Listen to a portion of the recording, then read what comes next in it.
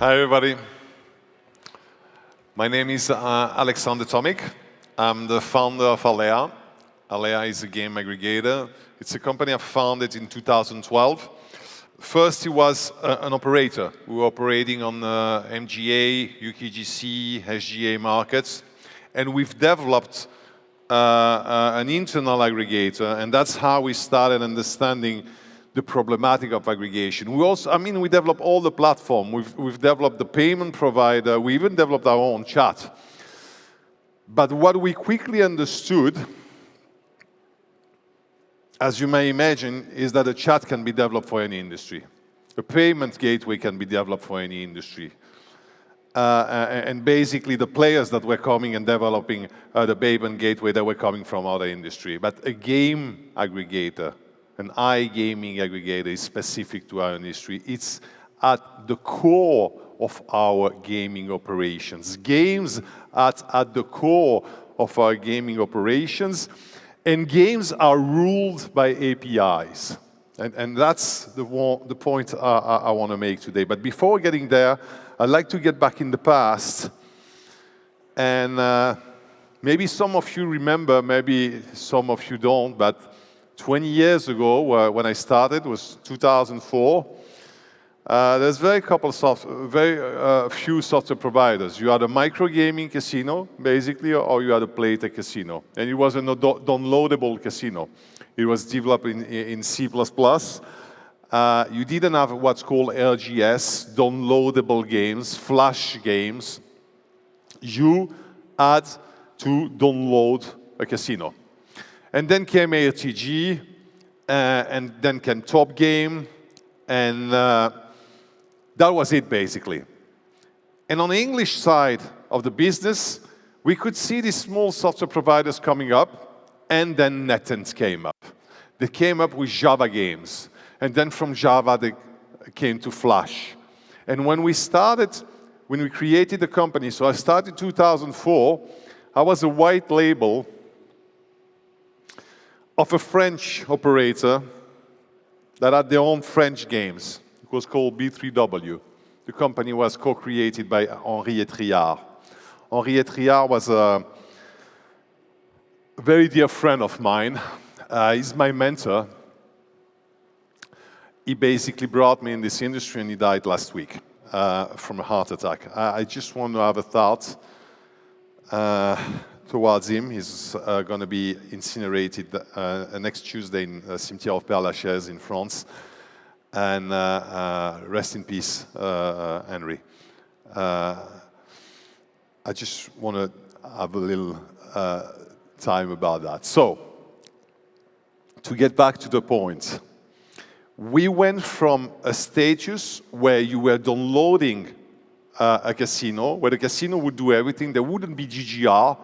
It was just money in, money out, to integrating LGS into your own system. And this basically started, NetEnt came around 2005, 2006, but we saw an explosion of this in 2012. You remember Casumo, Slots Million, Vito Slots, Mr. Green, Leo Vegas 2012 with the first mobile casino, and we all started to aggregate games together. Would have I used, as an operator, aggregator back in time? No. Why would I have done that? First of all, there was 2 or 3 software providers that were suiting my markets, which was Sweden and Finland, and that would have been on the top of my mind, NetEnt, Betsoft, and maybe Play and Go. And then we added more and more, and we had 5 and 10 and 20 of them. But you could start an operation just with 2 software providers, you know? The game aggregator were hosted on their own servers, so they were aiding latency. And if their servers were going down, all the operation was going down. So there was no need for aggregation, and actually aggregation was a kind of a natural business. And slowly, more and more studios popped out. I stopped counting around 250, 25,000 games. And we have only 250 studios because we have a lot of them that are dying.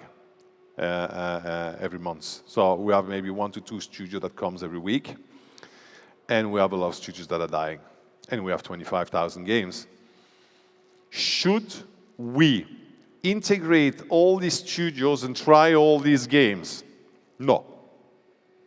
I'm going to give you after that a very good reason why we shouldn't do that as operators.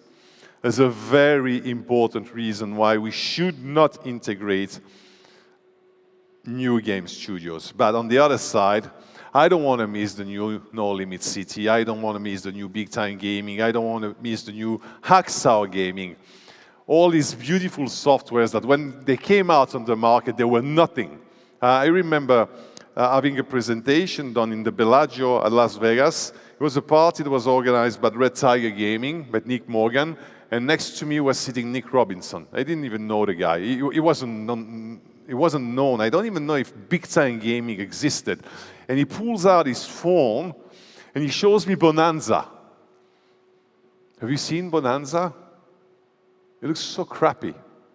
The design is crappy. The music is banjo. It's a poorly developed game, but the mechanics behind were very innovative. And I said, man, you need to revamp the game, do something, put some design on it, you know? And he said, no. And I said, at least change the banjo music. He said, no, I played in my house, I recorded myself. I said, man, you're not going anywhere with that. He said, I am telling you that this is the next Gonzo killer. I said, okay, good luck with that. And we see where he is now. So what I'm trying to say is that I think I'm quite knowledgeable at slots. I've been in this industry for 20 years. I couldn't predict Bonanza when I saw it. Could I predict Fortune Tiger in Brazil, developed by a Chinese company, which is making between 200 million and 400 million GGR now per month, which is the #1 game in Brazil? No, impossible. You can't predict that. So PGSoft came out with a game, Fortune Tiger, and then Fortune OX, that they developed for the Chinese market, and God knows why, an influencer picked it up, and bam, this is #1 game now in Brazil. You cannot predict that. And my point is that I have a lot of data. We use a technology called Looker. I don't want to get into AI. I don't believe that today we have AI models. We have machine learning models. And there's probably AI models that exist somewhere, but they're not accessible to us, okay? We just need business intelligence tools, and we have the best tools for that, but you need business analysts to do the work behind. But they can only do it once you get the data. You cannot do that proactively. And it's funny because if you look at that, we want to all push the No Limit City and all these cool games, but let's say you're a non-CIS operator and you want to go to CIS. You're going to try EGT, as they call it there, okay? You don't know that there's a software provider called Microsoft. Only Russians and Ukrainians know it, and it's the best performing software there. You don't know that. So what you need is you need people that know the business. And it reminds me, and I told that on another panel right before, the war in Afghanistan, 9/11. Intelligence services started removing men from the ground. They were too expensive. And they thought they had the technology to analyze in real time every single conversation, email, photo, whatever, and be able to gather that information in a meaningful way. And they failed miserably. We need people. We need to have our people, our business people that know what's going to work, and then they will analyze the data. Now get me back to the API, because the API is the most important thing here. We are the only industry where there's money in and money out. So basically, you can virtually print money if the API is not coded correctly. And what does that mean? You have different calls. One call for the bet, one call for the win, rollbacks, retries, reconciliation.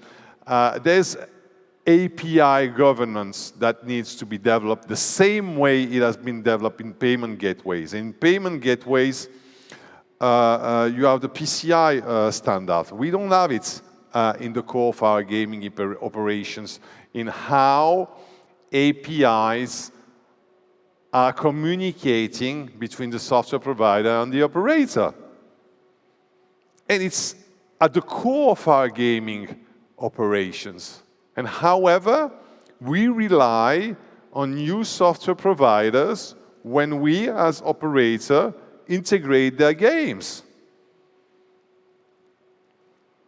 You're talking and trying to learn the language of a 5-year-old toddler instead of trying to teaching him how to talk, how to speak, because the liability is on you, not on him. So when we started developing our own interval gateway, we were a Babel tower. We spoke 50 different languages, NetEnt's language, Evolution language, all these software providers, and they were not good at building APIs. But there were not this ecosystem of hackers that we see now. And since then, they became good. But now with this one software provider coming out every week or every 2 weeks, I mean, we have people, they want to build entertainment. They want to build great games. They want to become the next No Limit City. You want to integrate them, actually, because you don't want to lose that opportunity. But you know what's going to happen? They're going to get hacked. And you would think, it's okay. It's just 1% of my GGR. It's not a question of exposure. Hackers are going to find them. And they already found them on other websites. And they already tested this API and this API, how it has been integrated. And they're going to generate wins without bets. And they're going to funnel it through other software providers. So your fraud and finance team don't see that the wins, illegitimate wins, are generated on these software providers. It can take you years to understand, or you will never understand it, and you will have a silent bleeding. So it is very important that we raise our standards towards APIs. It is very important that you, as an operator, develop a core team that is dedicated for APIs, or that you work with a technological partner like us. Because at the end of the day, you didn't build your payment gateway. Why would you build your gaming gateway? There's no reason for that. You need to use third parties, especially for something that is as specific, as technical, as complex as a game API, where basically money can be virtually printed. And you don't want to have your developers working on that. You don't want to have your rock stars developers developing APIs, because at the end of the day, they're going to hate you for that. I've asked my developers to do that, and if I would have told them, go and clean the toilets, you would have had the same results, you know?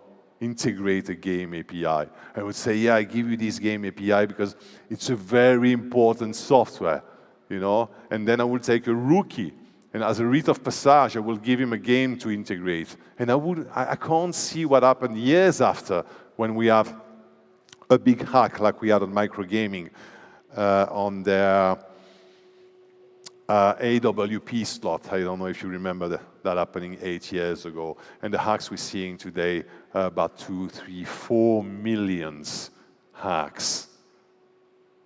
Sometimes 10, 20 million hacks. That's more the exception. So we need to be very careful with that. And just to finish, what I would recommend is develop a specific team for API, develop your own API, enforce that API to the software provider, because they don't know. When we tell them, you need to do the retries, you need to do the rollback, we using our language, and reconciliation. So no, it's okay, we go live without that. No, no, no, no, no, I'm not going to push the green button because I want to protect my customer, which is the operator. And I want to protect you, actually. Because if something fucks up in an API of Spotify and you wanted to listen to Taylor Swift and you got Led Zeppelin, let's say, too bad, okay? But when something fucks up in iGaming API, money is being lost in 99% of the time on the operator's side, because the liability that the software has is what? 20,000? 50,000 max? And the hacks we're seeing are more about 2 to 5 to 10 million, okay? So develop your proper API with a dedicated team, or to be honest, work with a technological partner that knows their business, because this is the core of your gaming operation. Games are the core of the gaming operation, and games are ruled by APIs. Thank you very much.